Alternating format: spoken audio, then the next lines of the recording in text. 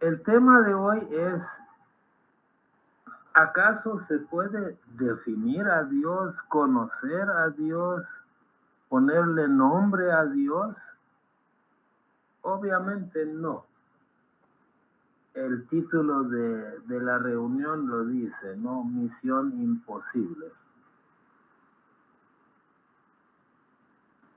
Pero antes de continuar, vamos a poner como publicidad, ¿no?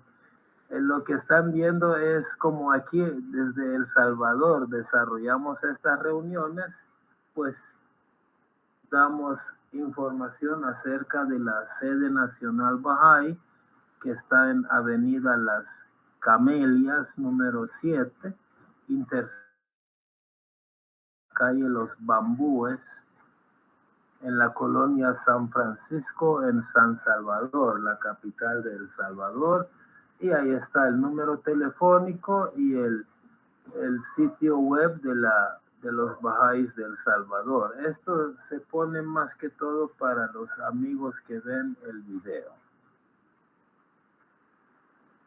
porque también se sube el video a YouTube, entonces para ellos, por si viven en El Salvador y quieren comunicarse.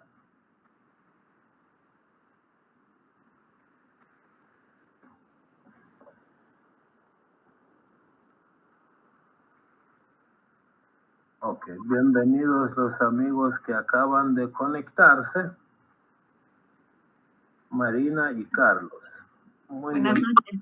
Buenas noches. Ay, disculpen.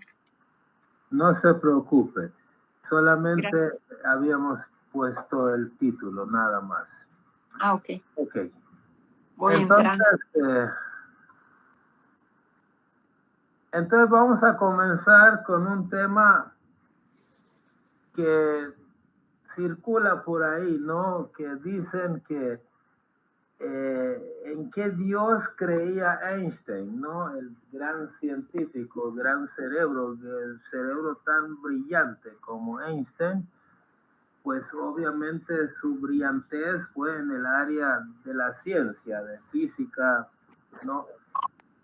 Pero en el ámbito espiritual no necesariamente iba a tener esa brillantez que como en la ciencia. Nos dicen que Albert Einstein se identificaba mucho con la idea de Dios del filósofo Spinoza. Spinoza fue un filósofo holandés, o sea, de los Países Bajos, pero que descendía de judíos y de portugueses. Entonces, a menudo citan a Einstein diciendo, creo en el Dios de Spinoza,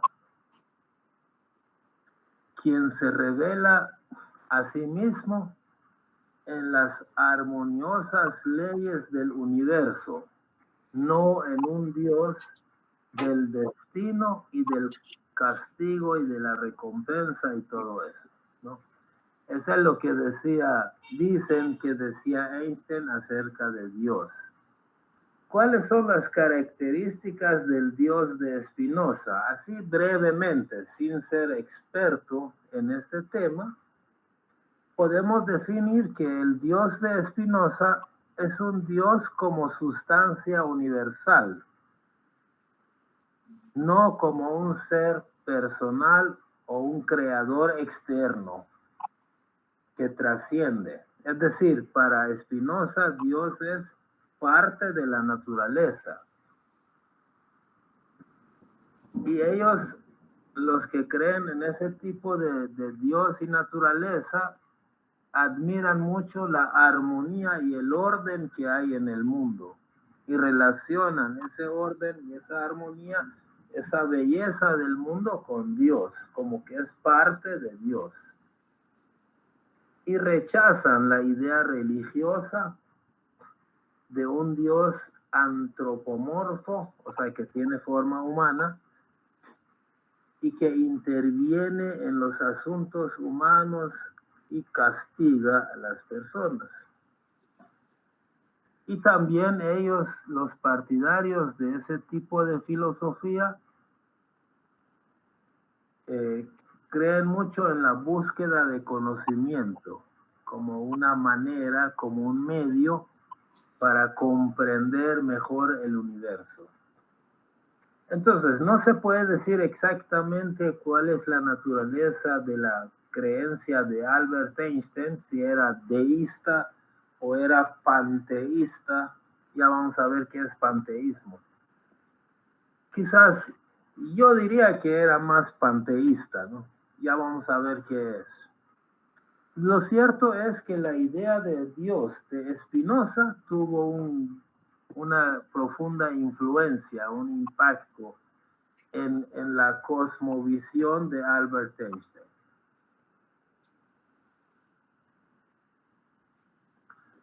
Ahora, que Spinoza era panteísta o no, pues yo pensaría que sí, ¿no? Pero es algo debatible, no es algo así que uno pueda afirmar con certeza. Su filosofía presenta ciertos aspectos del panteísmo. Obviamente esas mentes son brillantes a nivel de la ciencia, de la filosofía, pero a nivel espiritual no necesariamente presentan esa brillantez, ¿no? Ahora, ¿cómo es el Dios del panteísmo? O sea, ¿en qué tipo de Dios creen los panteístas? El panteísmo es una corriente filosófica o es una cosmovisión, es una manera de concebir el mundo que identifica a Dios con el universo mismo, con la naturaleza, o considera al universo o a la naturaleza como una manifestación de Dios, como parte de Dios. En otras palabras, creen que todo lo que existe es parte de Dios y que no hay una separación fundamental entre Dios y la naturaleza. Pan quiere decir todo. Teísmo, teo, viene de Dios, ¿no? Quiere decir Dios. Entonces, panteísmo quiere decir que todo es Dios. ¿Correcto? ¿O hay algún comentario? Sí, solamente como se trata de filosofías antiguas y además tiene una fuerte connotación oriental, porque tanto, y en este caso, tanto Albert Einstein como otros científicos de su época y anteriores a ellos que han opinado de Dios, tenían un pensamiento occidental. Entonces el panteísmo de ellos no es exactamente el panteísmo de los hinduistas, de los orientales, ¿no? Hay que ver que hay cierta... Yo había leído que el panteísmo consideraba que todo era Dios, o sea que nosotros los humanos vivimos dentro de Dios y que nosotros somos Dios también. Y el ejemplo era como el gran océano que tiene olas y cada ola son seres humanos, cada ola son plantas, cada ola son peces, cada ola es naturaleza, pero todos son Dios. Todos son en verdad Dios no está fuera de nosotros ni alrededor de nosotros, sino a través de nosotros, una cosa así, ¿no? Eso lo leí hace como 50 años atrás, ¿no? De un maestro de yoga. Entonces puede ser también su interpretación personal, ¿no?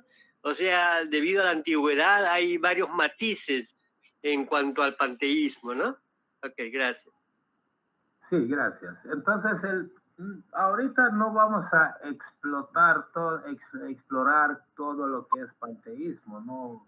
Porque este servidor tampoco es que tenga mucho conocimiento de filosofía, ¿no?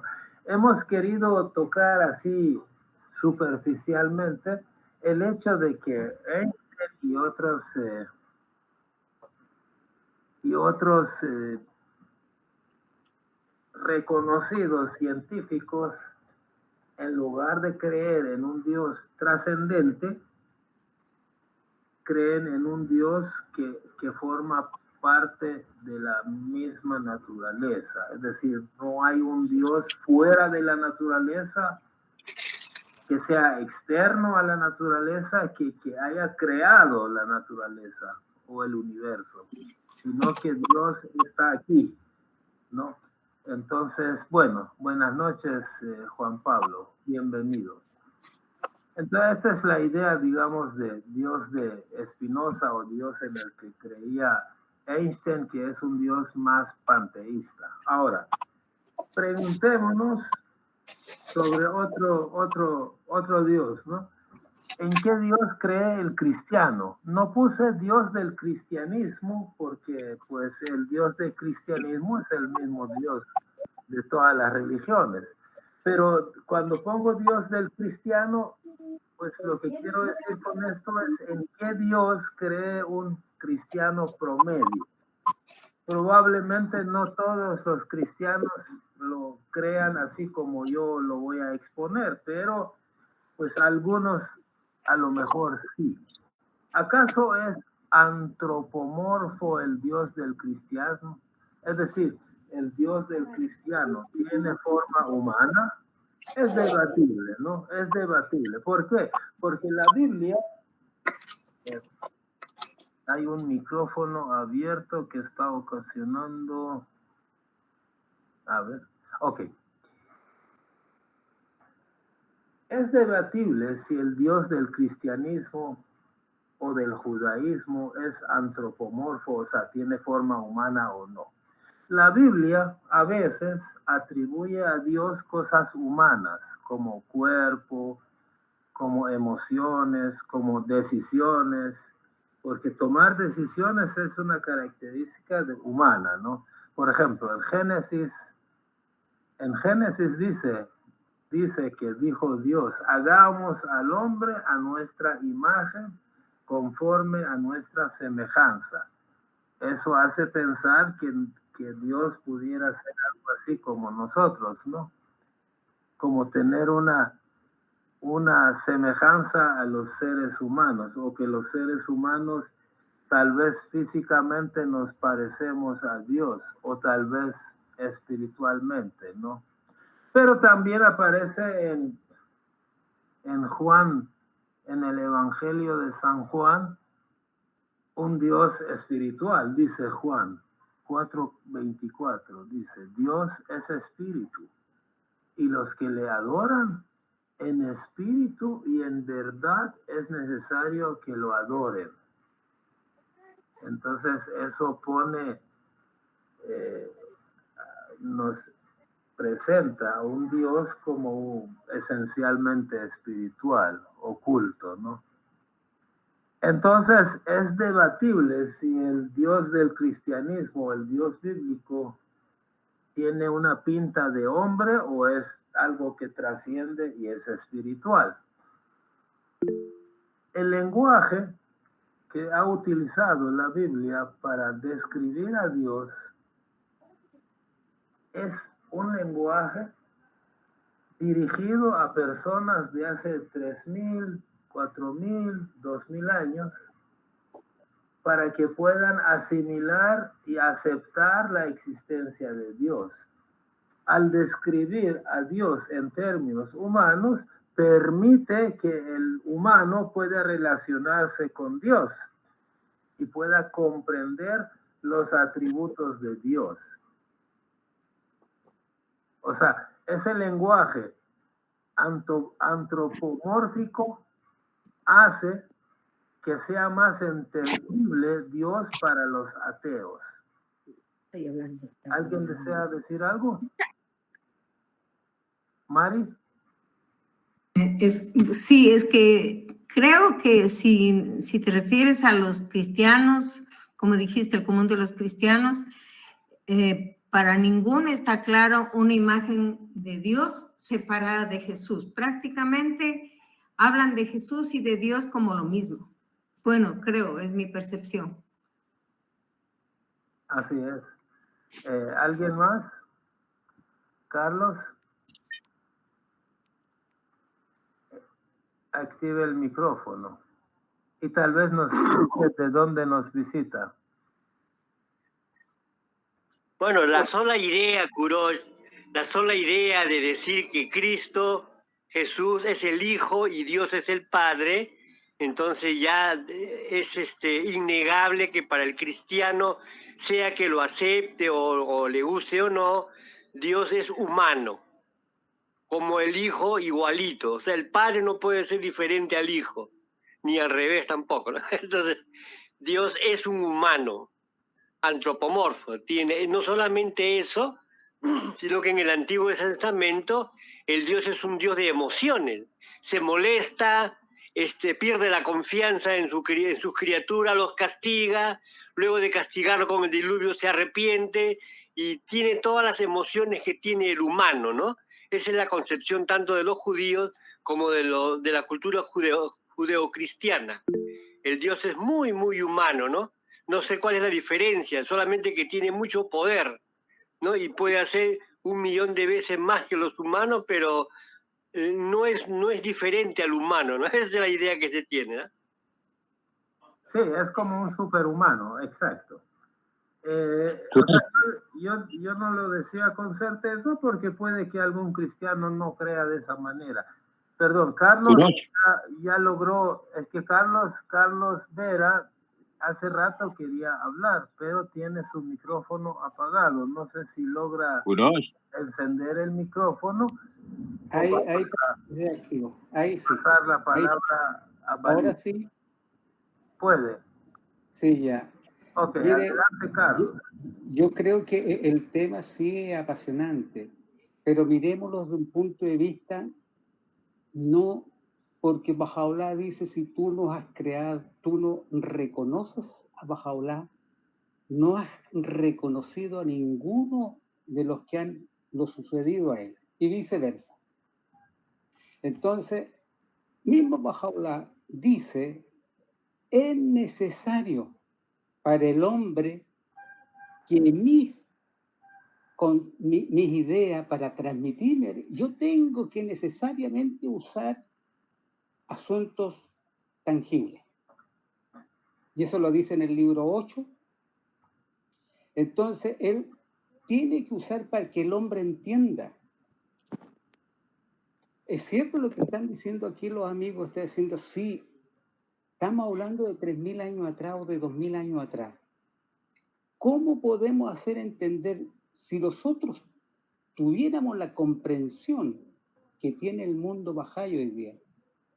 El mundo Bahá'í, yo antes era cristiano y gracias a Cristo conocí a Bahá'u'lláh.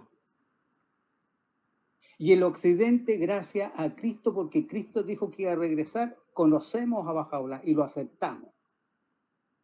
No lo hacemos por fe en él, ¿ya? Y porque está establecido que en la Biblia debería de aparecer en tal tiempo, en tal año y en tales condiciones. Eso lo sabemos muy bien, Abdul-Bahá lo expresa excelente. Entonces, al hombre, 2.000 años atrás, hoy día, si nosotros entendiéramos todo lo que está escrito, todos reconoceríamos a Bahá'u'lláh. Los musulmanes no hubiesen fusilado al Bab, porque tampoco entendían. El mundo judío tampoco hubiese crucificado a Cristo si hubiesen entendido lo que el Dios dice. Eso quería decir. Gracias, Carlos. Gracias, Carlos. Aló. Badí, adelante. Perdón, pensé que era mi audio, como la vez pasada se había trabado también. Adelante, Badí. Sí, en el caso, bueno, no sé, no viene muy a colación tal vez, pero en el caso específico de los mormones, que son una rama del cristianismo, ellos creen que tanto, lo he leído en las notas del libro del Mormón, que ellos creen que Dios Padre tiene un cuerpo y que el Hijo tiene un cuerpo y que el Espíritu Santo no tiene cuerpo. Ahí sí hacen una excepción y lo describen de una manera pues más espiritual, no ocupando un lugar concreto en el espacio-tiempo. pero al Padre, a Dios Padre y al Hijo sí los describen como seres que tienen un cuerpo glorificado, ¿no? Pero sí, esa es la creencia, por lo menos de ese grupo en particular, ¿no? Ok, gracias, Badi. Entonces, según los comentarios que han hecho los amigos, el Dios de muchos cristianos es mucho más antropomorfo de lo que yo quise tal vez suponer o asumir. Está bien, pero hay una cosa. La Biblia no ha descrito mal a Dios. Lo que pasa es que la Biblia es un documento, es un escrito de hace miles de años orientado a otro tipo de gente en una época en la cual muchos eran ateos. Y para que la gente llegue a creer en Dios, no le podías pintar a un Dios tan elevado y trascendente, porque tampoco la gente era tan lista como la gente de hoy. Entonces, el mero hecho de que la gente llegara a creer en Dios ya era una ganancia. Ya quedaba en un segundo plano, tal vez, qué tan perfectamente concebían a Dios. Pero ¿cuál es el problema? El problema es que miles de años después siguen creyendo en los conceptos antiguos. Y otro problema es que la mala interpretación de los textos sagrados nos ha conducido a doctrinas como la Trinidad, por ejemplo. La doctrina de la Trinidad antropomorfiza a Dios mucho más todavía. La Trinidad, lo que yo entiendo, ¿no?, de la Trinidad es que enseña que Dios es un solo ser, pero que existe en tres personas: Padre, Hijo y Espíritu Santo. Cada una de esas tres personas es Dios en su totalidad. Pero las tres están juntas en una sola esencia. ¿Cómo pueden creer en algo así? No entiendo. No entiendo cómo pueden creer en algo que Dios son tres, pero cada uno de los tres es igual al total. Eso de que cada uno de los tres es igual al total me recordó algo gracioso que está relacionado con este lugar. ¿Quién sabe qué lugar es la foto? Estoy seguro que sí saben muchos. ¿Sí? La foto, ¿qué lugar es? Yo le quedo mal, Guru. No sé. No sé. Bueno, no importa. Es la puerta principal de la entrada a Shiraz. Y se llama Puerta del Corán. ¿Pero por qué se llama Puerta del Corán? O sea, es un lugar bastante, digamos, religioso, ¿no? Y cuando yo vivía en Shiraz, por este arco entraba la carretera, la calle a Shiraz, cuando uno venía del norte. Pero ahora han trasladado la carretera a un lado para que este monumento quede como un lugar turístico, pero que no pasen carros por ahí. Pero en la antigüedad, por este arco entraban a Shiraz. Pero en la parte superior, como ven, hay un cuarto, hay un espacio donde antiguamente había un Corán manuscrito y muy grande. O sea, eso realmente existía, pero ese Corán ya lo pasaron a un museo, ya no está ahí. Pero antiguamente ahí estaba un Corán de hace muchos siglos que lo habían hecho a mano, que pesaba 51 kilos. O sea, para los que manejan libras, algo más de 112 libras. Entonces, ese Corán que pesaba 51 kilos, en total, había una leyenda urbana, obviamente falsa, ¿no?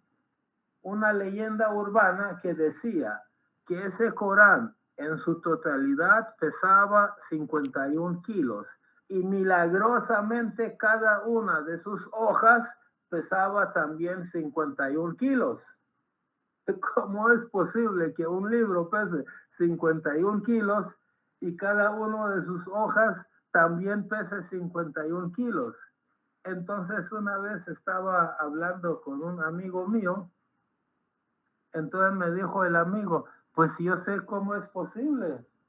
La única manera para que ese Corán pese 51 kilos y cada hoja pese 51 kilos es que el Corán consista en una sola hoja. No hay otra forma. Entonces, yo me acordé de la Trinidad, ¿no?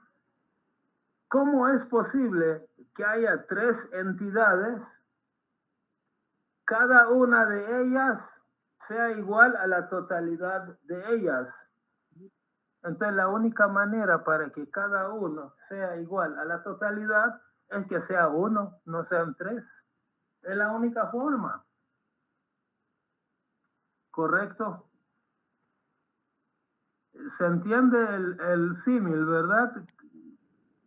Que no hay manera de que el Corán tenga 20 hojas y cada hoja pese 51 kilos y la totalidad también pese 51 kilos. Obviamente, esa era una leyenda falsa, ¿no? Pero mucha gente creía en eso, que el milagro permite que esto suceda.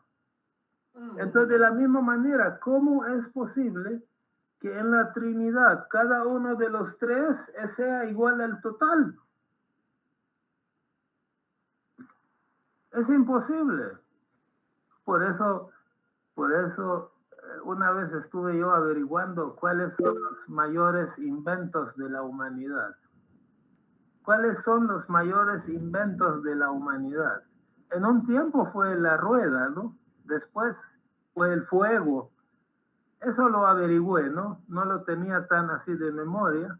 Después del fuego llegó la agricultura, la escritura, la electricidad, la penicilina, la computadora, el internet, la inteligencia artificial, como mayores inventos de la humanidad, ¿no?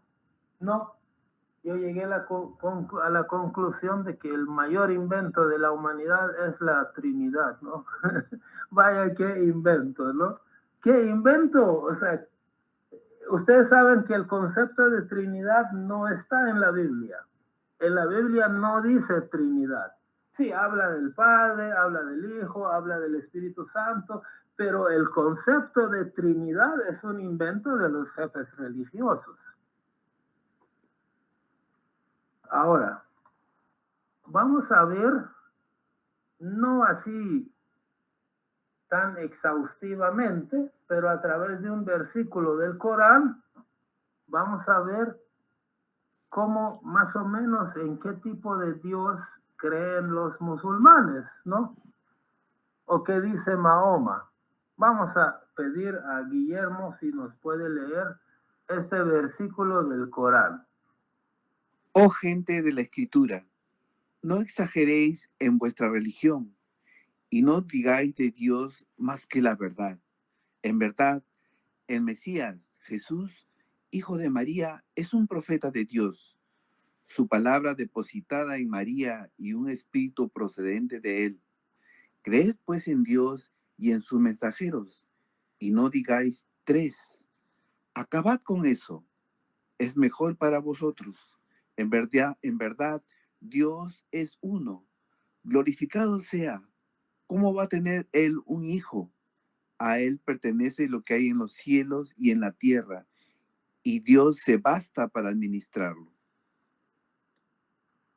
no creen que es tan elocuente lo que Mahoma les está diciendo a los cristianos, ¿no? Que llegaron a tergiversar tanto el concepto de Dios hasta caer en el concepto de la Trinidad. Y aquí claramente Mahoma les está diciendo, no digan tres, no es así, Dios es uno. Dios es uno. Obviamente los musulmanes creen que aquí está Dios como un ser trascendente y está Mahoma como profeta, no como Dios. Así como los judíos, ¿no? Para los judíos también está Dios, Jehová o como lo quieran llamar, y está Moisés como un profeta. Para el cristiano, de repente viene y Cristo se convierte en Dios. ¿Cómo es posible que Cristo sea Dios y que esté caminando y que lo maten? Pero que yo creo que, mire, yo creo que Cristo dijo, lo que yo digo no es mío, es de mi Padre. Al final, cuando está en la cruz, dice, perdónalos porque no saben lo que hace Padre. Entonces, en la oración que él hace, dice, Padre nuestro, no dice Jesús nuestro. Entonces, siempre Jesús se colocó bajo él. Las obras que hago yo las hace mi Padre. Ahora, es cierto lo que dice usted, que ahora aquí donde entramos a un tema fundamental, son los religiosos los que quieren llevar la rienda del pueblo o de la gente en su corazón. Ellos dan vuelta a su conveniencia las cosas. Y eso en todas las manifestaciones es el mismo fenómeno. En los musulmanes, los judíos, los cristianos, en los ayatolas, los sacerdotes, los rabinos, en todas partes que usted, si somos justos, vamos a encontrar el mismo fenómeno. Porque si no fuera así, no hubiese llegado hasta Moisés nomás la cosa. Pero se terribejó y apareció Cristo porque tenía que, y se vino Cristo, apareció Mahoma, y se fue Mahoma y apareció Bahá'u'lláh. Y Bahá'u'lláh los despeja toda esta incógnita. Antes el ser humano no sabía estas cosas, porque no tenía quien le enseñara. Fue Bahá'u'lláh que lo está abriendo los ojos a todas las religiones y a todos los religiosos. Antes era imposible de hablar de estas cosas, porque si hablábamos en esto en una congregación, los cortaban la cabeza o los expulsaban, porque era completamente algo nuevo. Es lo que dice el nuevo orden mundial, es la nueva manera de ver de que, ¿cómo ven? Yo no le echo, fíjese que yo lo miro así, yo no le echo la culpa al creyente cristiano o al creyente musulmán. Son los mulá y son los sacerdotes y los cardenales que interpretan ellos la palabra de Dios de los libros.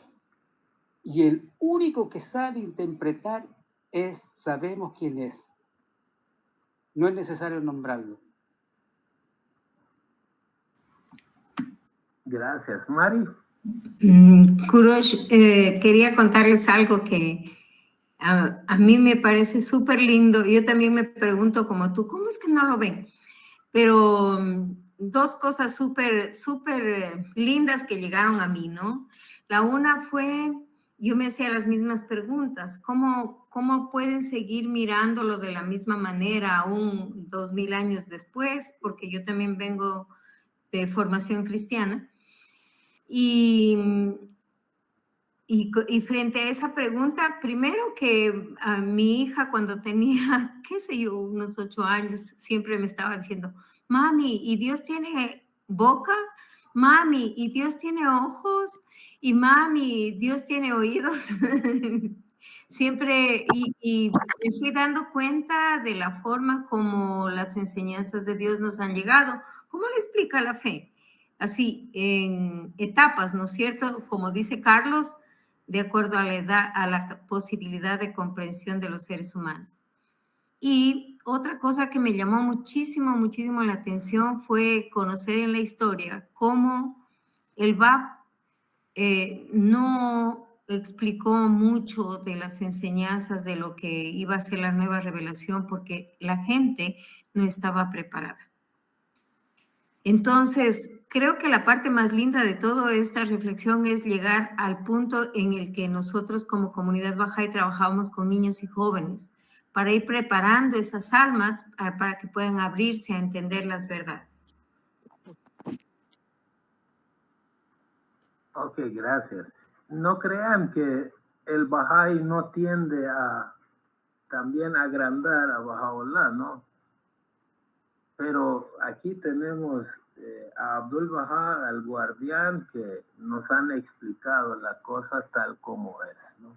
Entonces, impiden que nosotros nos excedamos en cómo creemos en Baha'u'lláh, por ejemplo, ¿no?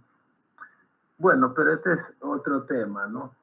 Por el momento, para continuar, quería aclarar que no se trata de que la Biblia haya definido mal a Dios. La Biblia hace lo adecuado, lo correcto, pero no para el año 2024, sino para hace 2000 años, el Nuevo Testamento. Y el Antiguo Testamento hace más de 3000 años. Entonces la Biblia hace lo correcto.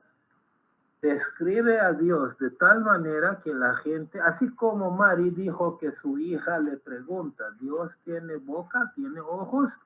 Porque esa niña puede comprender a un Dios que pues debe tener seguramente ojos y boca, no puede dejar de tenerlo. Entonces, las criaturas de hace 2000, 3000, 4000 años así eran, ¿no? Podían creer en un Dios que tuviera más o menos cualidades humanas. ¿Badí? Sí, me acordaba que cuando yo era niño, en mi casa veíamos películas donde había cosas de artes marciales también. A mi papá le gustaban programas chinos y había una serie, una miniserie china que a mí que veíamos. Yo estaba pequeño y yo recuerdo que cuando yo logro recordar que cuando me imaginaba a Dios cuando era niño, yo me lo imaginaba como un chino muy grande y fuerte. Era porque veía estas, o sea, era la imagen de alguien poderoso. Siempre. Sí. No recuerdo qué edad, estaba chiquito. O sea, Jackie Chan. No era Bruce Lee. no. Bruce Lee para ti, pero para Badí, Jackie Chan. Bueno, sí, es que es interesante cuando uno es niño, yo también tenía de Dios una imagen de física, ¿no? O sea, en mi mente concebía algo físico. Ahora no voy a describir cómo era, porque ni me acuerdo, ¿no? Pero era algo físico, ¿no? Pero grande, ¿no? Algo grande. Entonces, vamos a ver. Es decir, la palabra Trinidad no está en la Biblia. Es un invento de los jefes religiosos, pero jefes religiosos que no han sido tan lúcidos. Jefes religiosos que en sus primeras reuniones estaban discutiendo si la mujer tiene alma o no. Eso lo hicieron en los primeros definitivamente siglos. no. ¿No? Entonces, si se reunieron para definir si la mujer tiene alma o no, entonces ellos son los que definieron la Trinidad. Ahora, si un cristiano quiere basar sus creencias en esos señores, pues adelante, ¿no? Pero Dios no tiene socios. como Mahoma utiliza este término, ¿no? A los herejes también los llama asociadores, o sea, los que asocian a otros con Dios, como que este ídolo también es Dios, ¿no? Entonces, Dios no tiene socios, por favor, ¿no? ¿Quién desea hablar? A mí me gustaría José. decir lo que dice Abdul Bahá. Dice, da un ejemplo tan clarito. Dice, la luz constituye un símbolo del conocimiento. Dice, la oscuridad es un símbolo de la ignorancia. Pero él hace una reflexión, dice, el conocimiento no es que el conocimiento esté en la luz o la ignorancia esté en la oscuridad. Da esos símbolos para que el hombre entienda de que la luz es un conocimiento, la oscuridad es algo que está en la ignorancia. Pero no es que en la noche exista la ignorancia y en el día exista el conocimiento, los dice.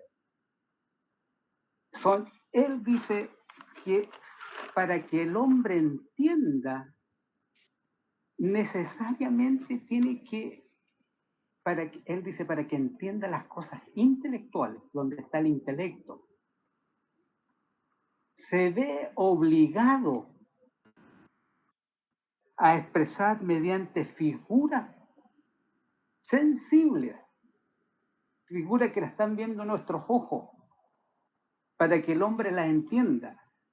Pero no quiere decir que la doctrina o la enseñanza está en las cosas que él menciona.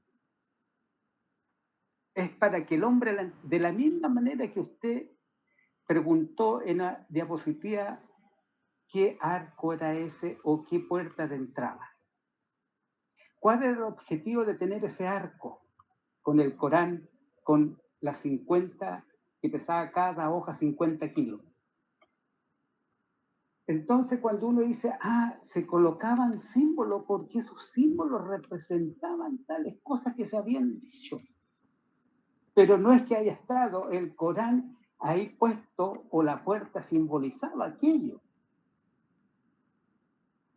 No, él está diciendo, lo vemos en la obligación de explicar las cosas que no vemos con las cosas que sí vemos. Pero no es que esté la divinidad en las cosas que tocamos.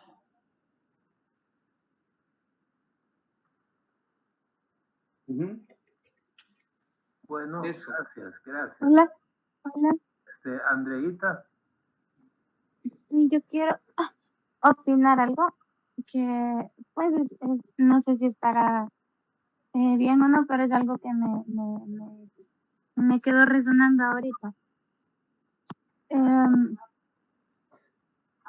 Cuando vino Jesús, cuando vino Jesús, el mensaje se tenía que dar según la gente lo puede entender a esa época, ¿verdad?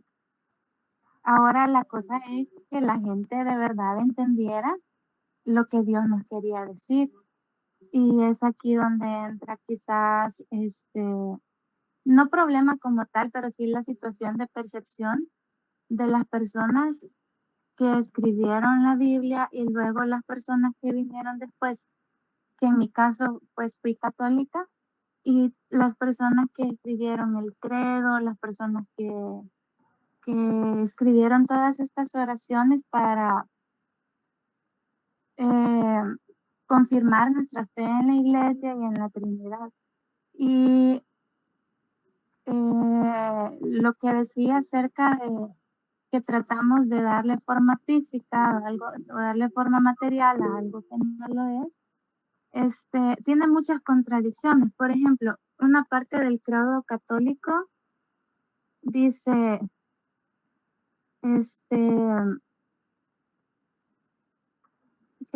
que después de la crucifixión Jesús bajó al infierno y luego subió al cielo y está sentado a la derecha de Dios Padre. Entonces aquí en el credo no está diciendo que, que Jesús es Dios ni que Jesús es el Espíritu Santo. Y más abajo dice, creo en el Espíritu Santo, en la Santa Iglesia Católica y en el perdón de los pecados. Y acá los está definiendo como tres como tres personalidades diferentes, pero en ningún momento dice acá, creo en la Trinidad como tal, y aunque lo diga, los divide de uno en uno y a cada cual le da sus características, cuando en realidad, si se están refiriendo a la Trinidad como una sola, no deberían tener características individuales. Y es por eso que quería decir esto acerca de los problemas de percepción y que se depende mucho de las personas que le dan la voz a los mensajes de los profetas que vienen. Y es eso lo que se toma como creencia cuando tiempo después, 100, 200 años después, las personas siguen leyendo o creyendo lo mismo que alguien escribió antes, cuando no tenía la confesión completa o el estudio que se tiene hasta hoy. Nada, eso era todo lo que quería decir. Gracias, sí, es que una cosa de tanto repetir se convierte en una verdad, pero no necesariamente tiene que ser así. Badí. Sí, muy rápidamente. Creo que en realidad el hecho de que en distintas épocas las personas se hayan podido hacer alguna idea, una concepción sobre el Creador, sobre Dios, en sí mismo no era algo malo. El problema es que esto se convirtió en un dogma y en una definición que hacían personas sobre que es de esta forma y así, y de ninguna otra forma puede ser concebido, porque si es que alguien lo concibe de otra forma, es un hereje. Y ya sabemos por historia las cosas terribles que tuvieron que suceder por eso. Las personas que se reunieron en los concilios, en los primeros concilios, concilio de Nicea, concilio de Constantinopla, los primeros concilios, los llamados primeros 7 concilios ortodoxos, que son comunes para tanto los católicos ortodoxos como para los católicos romanos. Entonces, ahí la Trinidad y el hecho de que se entiende a la Virgen María como la Madre de Dios y otras cosas fueron definidas entonces en esos concilios. Lo que nosotros debemos ver también, lo vemos desde afuera, ¿no? Pero para las personas que provienen de estas tradiciones, estos concilios son muy importantes y definieron las creencias de sus iglesias hasta el día de hoy. Pero, ¿realmente tenían la autoridad como para poder hacer eso? De reunirse y decir, bueno, vamos nosotros a decidir ahora cómo es Dios, cuáles son sus características y esto. No tenían la autoridad para hacerlo. O sea, ese es el problema. No que hayan intentado vislumbrar cómo será Dios, ¿no? Pero humildemente, sin pretender imponer esa idea a otros. Perfecto, sí, es cierto. Generalmente, por ejemplo, me acuerdo de algo, ¿no? Cuando se presentó Cristo, los judíos estaban esperándolo, ¿no? Pero ¿qué sucede? Cuando vino Cristo encontró más tradiciones que cosas esenciales que Moisés les había traído.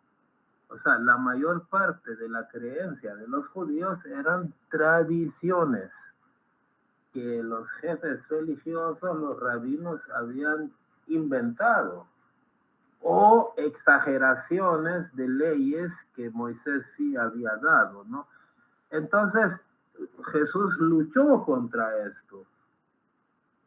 Ahora, 2000 años después, los cristianos son los que tienen dogmas, tradiciones y costumbres que no tienen nada que ver con lo que Cristo les quiso traer, ¿no?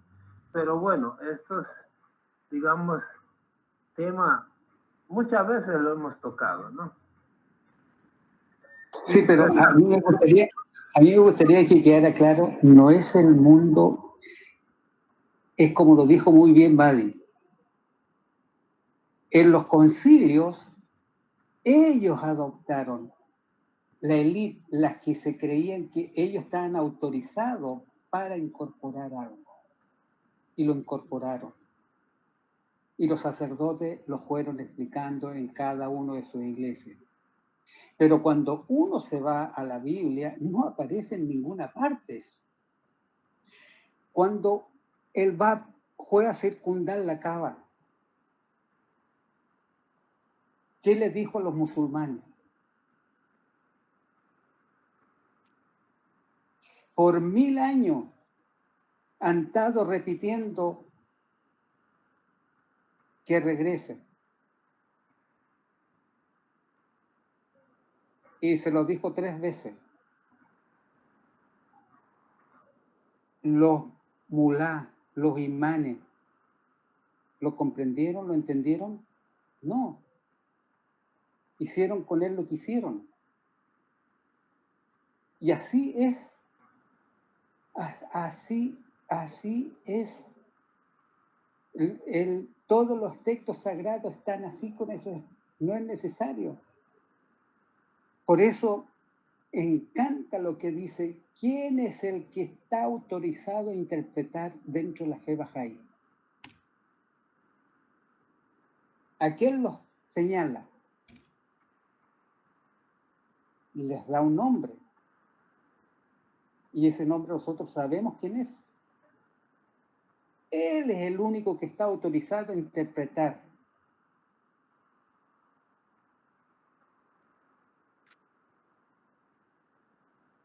Sí, una de las siguientes reuniones vamos a hablar sobre eso de la interpretación también. Es interesante. Bueno, para continuar, yo quise exponer una charla, una plática, una conversación que tuvo Abdul Bahá acerca de este tema de hasta qué punto podemos comprender a Dios los seres humanos. Hay un libro que se llama Contestación a unas preguntas, y que a la hora de la comida alguien le preguntaban cosas a Abdul Bahá y él contestaba. Y generalmente son respuestas breves, ¿no? Entonces alguien le preguntó, ¿hasta dónde, hasta qué punto el ser humano puede conocer a Dios? Entonces Abdul Bahá dijo que a esa hora no había suficiente tiempo como para abarcar este tema, pero que iba a tratar de dar una respuesta breve. ¿Y cuál fue la respuesta breve? Pues esta, en síntesis, ¿no? Dijo, conocer es de 2 clases. Conocer por esencia y conocer por atributos. Es decir, yo puedo conocer un lapicero, bolígrafo, podría conocer sus atributos, pero también existe el hecho de conocer su esencia. Entonces, el conocer es de 2 clases, esencia y atributos. Pero dice Abdul Bahá que nosotros los seres humanos conocemos todo por atributo, no conocemos nada por su esencia. Es decir, aún de las cosas limitadas como esta,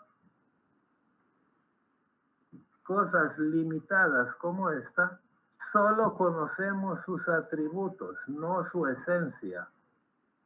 Cuanto menos vamos a conocer la esencia ilimitada de Dios. Repito, de las cosas limitadas solo conocemos atributos, no la esencia. Entonces, ¿cómo es posible conocer la esencia ilimitada de Dios?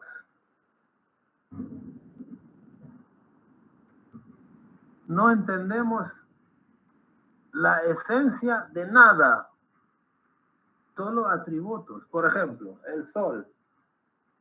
¿Conocemos la esencia del sol? No, pero sabemos de sus reacciones nucleares, su luz, su calor, su tamaño, que son sus atributos.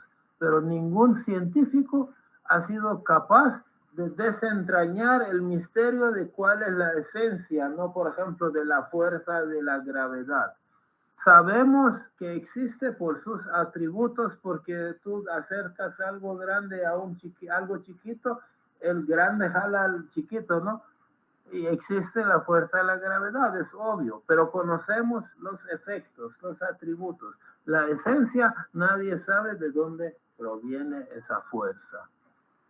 Entonces, la esencia íntima del hombre no se conoce tampoco, ¿no? Se conocen sus atributos. Entonces, así conocemos las cosas, no por su esencia, sino por sus cualidades, por sus atributos. Dice Abdul Baha, por más que estudiemos la realidad exterior de las cosas, la esencia queda oculta. No importa cuánto estudie Einstein sobre la relatividad, pero la esencia queda oculta a los ojos del mayor científico que haya existido jamás. No podemos conocer la esencia de un grano de arroz. Entonces, ¿cómo vamos a conocer la esencia de Dios eterno? Entonces, ¿podemos conocer a Dios? Pues por sus atributos, por sus manifestaciones, por los efectos que Él tiene sobre la naturaleza, ¿no? Entonces dice Abdul Baha que nosotros somos una realidad, parte de una realidad fenoménica. No podemos abarcar a la realidad preexistente que es Dios, ¿no? Porque para comprender hay que abarcar. Dios comprende todo porque abarca todo. Pero nosotros no abarcamos a Dios. Entonces no lo podemos comprender. Además, dice Abdul Baha, por diferencia de rango. En el mundo, un ser de un rango inferior jamás va a comprender a un ser de rango superior. Imposible. Por ejemplo, una piedra, no importa cuánto lo pulas, no importa que llegue a ser un diamante, es un mineral. Jamás va a entender el crecimiento, que es una característica de la planta, que es un mundo superior al mundo mineral. La planta que pertenece al mundo vegetal jamás comprenderá el tacto, el gusto, el olfato, la visión, el oído, ¿no? ¿Por qué? Porque son características del mundo animal. Entonces, el ser humano, que es de una realidad fenoménica inferior a la realidad preexistente de Dios, mucho inferior. Dios conoce la realidad de nosotros. Para nosotros, conocer la esencia de Dios es misión imposible. No podemos. ¿Qué es lo que podemos conocer de Dios? Sus atributos, no su esencia. E incluso ese conocimiento de los atributos no es un conocimiento absoluto. Depende de nuestra capacidad.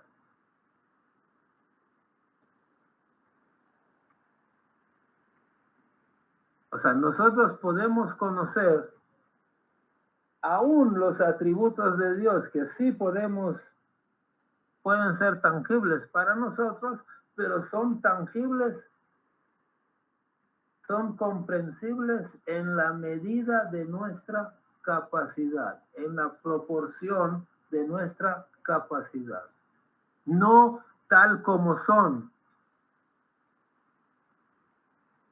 Entonces, el hombre puede conocer a Dios en la medida de su propia capacidad y no tal como el atributo es. O sea, aún el atributo que yo sí puedo conocer, no la esencia, aún ese atributo lo voy a conocer de acuerdo a mi capacidad, no tal como es. A Dios no se le puede conocer, porque lo que cabe en mi imaginación, en la imaginación humana, es lo que el hombre puede abarcar. Entonces, el concepto de Dios no cabe dentro de mi imaginación, de mi conocimiento, no cabe. ¿Por qué? Porque Dios me abarca, yo no lo abarco. Yo puedo comprender lo que yo abarco.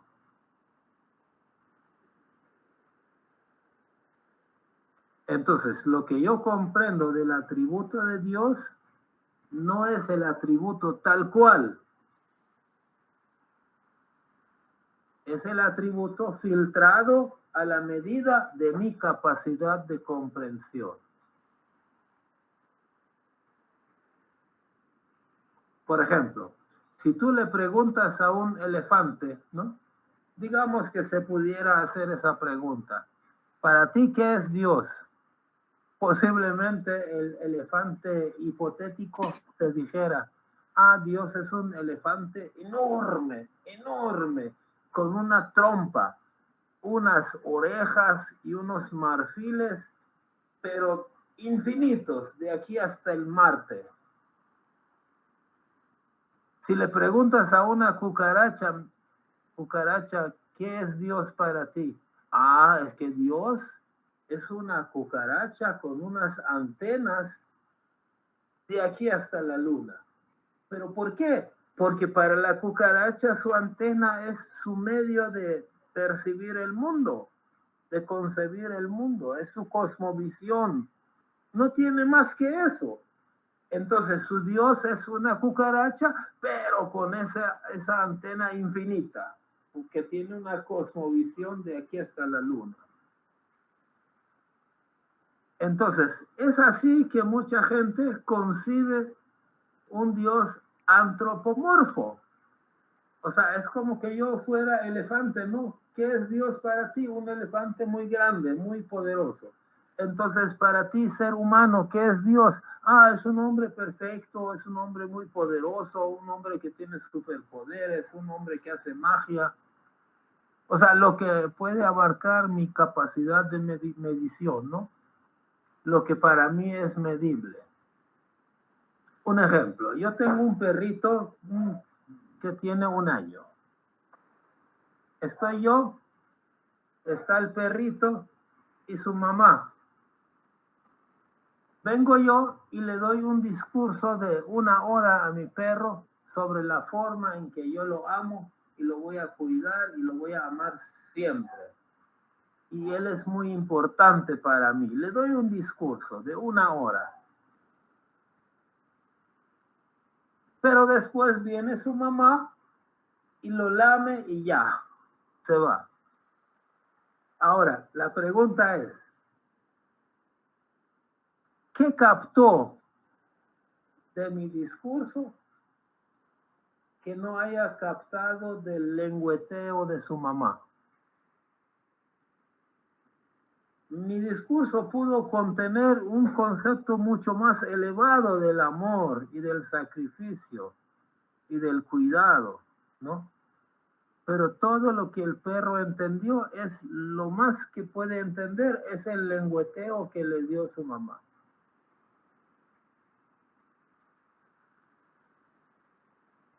Entonces, mi amor hacia el perro puede ser muy grande, pero lo que él percibe de ese amor es lo que su capacidad le permite. Entonces igual, yo veo a Dios o concibo a Dios hasta donde mi capacidad espiritual me permite. Nada más.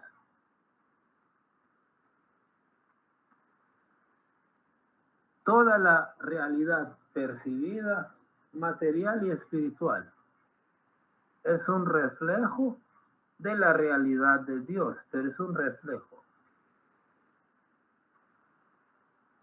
Pero que nosotros la percibimos de acuerdo a nuestra capacidad. No es que Dios baje a nosotros para traernos su atributo.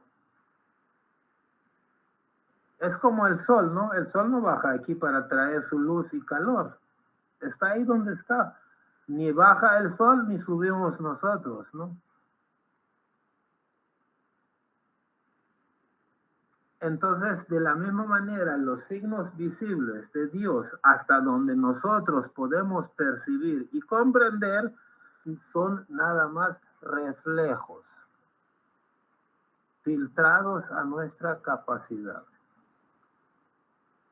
Porque los atributos de Dios, dice Abdul Baha, que brillan y se resplandecen sobre la realidad del hombre a través de ¿qué? Repito, los atributos de Dios brillan para nosotros, ¿desde dónde?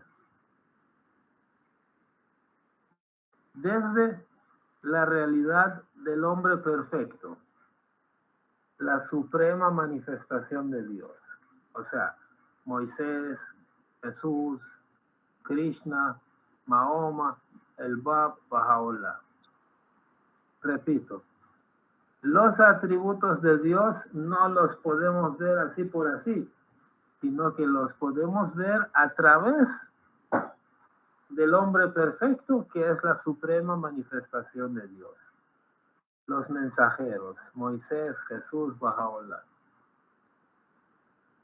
Dice Abdul Baha que los demás seres, fuera de los mensajeros, nomás reflejamos tal vez un rayo, pero la manifestación suprema de Dios es un espejo de todos los atributos de Dios. Entonces, a través de ellos podemos conocer a Dios, ¿no? O sea, conocer lo que estamos autorizados o capacitados para conocer, no conocer a Dios así en persona, ¿no? Y hablar con Él, sino que hasta donde podemos conocer a Dios, no lo podemos conocer así por así, sino a través de la manifestación de Dios. Esa es la manera de conocer a Dios. O sea, por eso, si tú quieres conocer, si el cristiano quería conocer a Dios, pues tenía que conocer a Jesús. Si el judío quería conocer a Dios, pues conocía a Moisés y había conocido a Dios. Si el musulmán quería conocer a Dios, conociendo a Mahoma, estaba conociendo a Dios. Si el Bahá'í quiere conocer a Dios, pues conociendo a Bahá'u'lláh está conociendo a Dios. Pero no es que Bahá'u'lláh sea la persona de Dios, sino es la manifestación de las cualidades de Dios. Es el único lugar de donde podemos tener referencias de Dios hoy en día, así como lo fue Cristo en aquel tiempo, y lo dijo, ¿no? El único camino para llegar a Dios, pues era Él en ese momento, hoy es Bahá'u'lláh. Entonces, las santas manifestaciones de Dios son el reflejo de las perfecciones de Dios.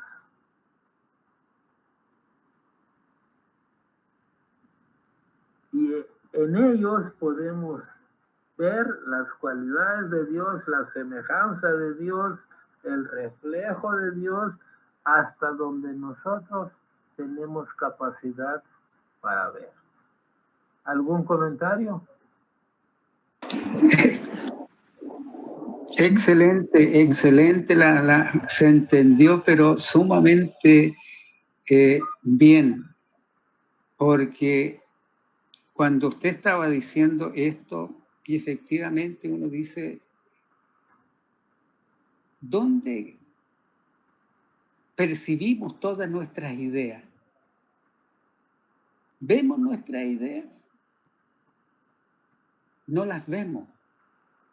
Las concibimos en nuestro intelecto y nuestras manos las desarrollan lo que nosotros pensamos.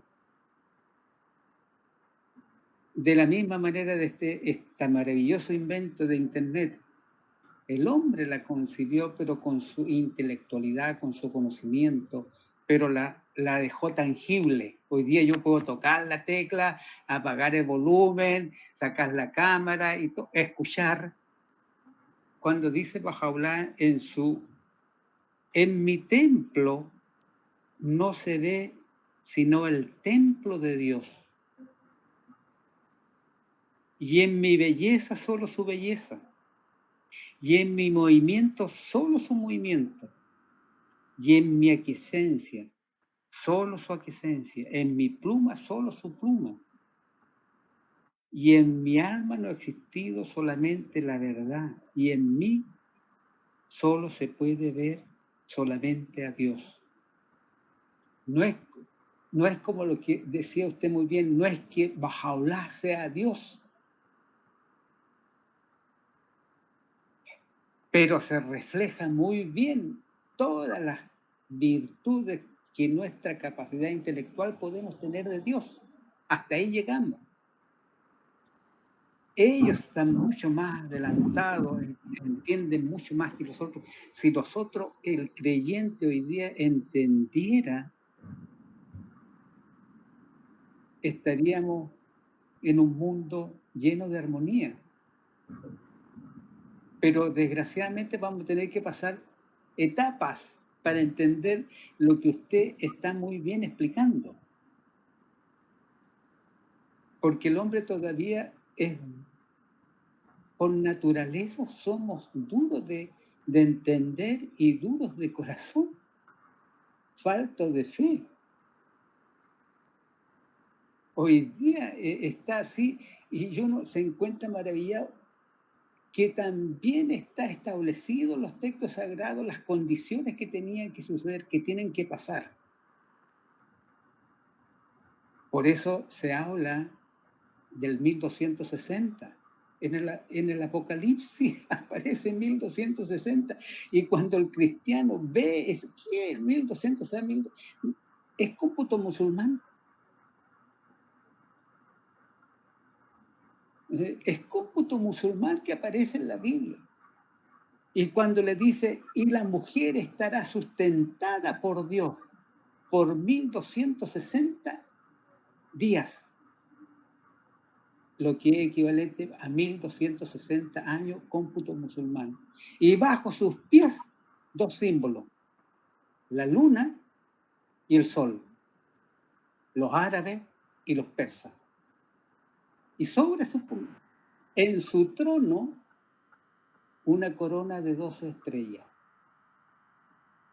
que eran los 12 imanes. ¿Por cuánto tiempo? Por 1260 días estaría protegida por Dios. Y eso es lo que vio Daniel hasta el tiempo del fin. Y Daniel vio hasta 1844 o 1260. El resto lo vio Bahá'u'lláh o el Bab. Desde ahí parte la fe Bahá'í. Excelente, gracias. Vamos a terminar la reunión con dos citas. Si Guillermo nos hace el favor de leer, tal vez después hagamos un par de comentarios y terminamos. Ninguna lengua, por muy profunda que sea su sabiduría, puede magnificar debidamente tu nombre. Exaltado, inmensamente exaltado eres tú por encima de los esfuerzos del hombre mortal, para desentrañar tu misterio, describir tu gloria o aún insinuar la naturaleza de tu esencia. Bahá'u'lláh. Dice ninguna lengua, por muy profunda que sea su sabiduría. Es decir, ni Einstein, ni Spinoza, mucho menos Kurosh, ni siquiera Bahá'u'lláh mismo puede describir debidamente cómo es Dios. Porque dice ninguna lengua, ninguna, por muy profunda que sea su sabiduría. Entonces, ¿cómo voy a creer en Trinidad o en un Dios que está en tres personas antropomorfas, ¿no? O sea, no tiene sentido, porque una persona, un Dios que tiene forma humana, puede describirse tranquilamente, ¿no?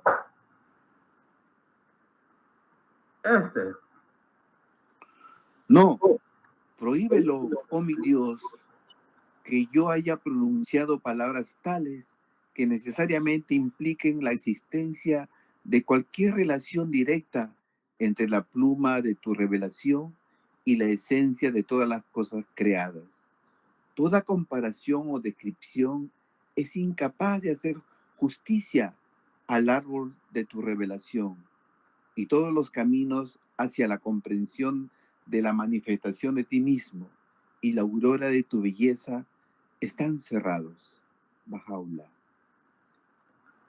Cuando dice que Dios prohíba que yo haya dicho algo que implique, ¿no?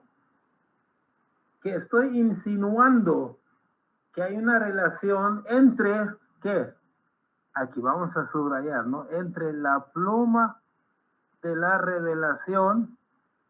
¿Quién es la pluma de la revelación? Bahá'u'lláh, Jesús, Mahoma, o sea, el mensajero, ¿no?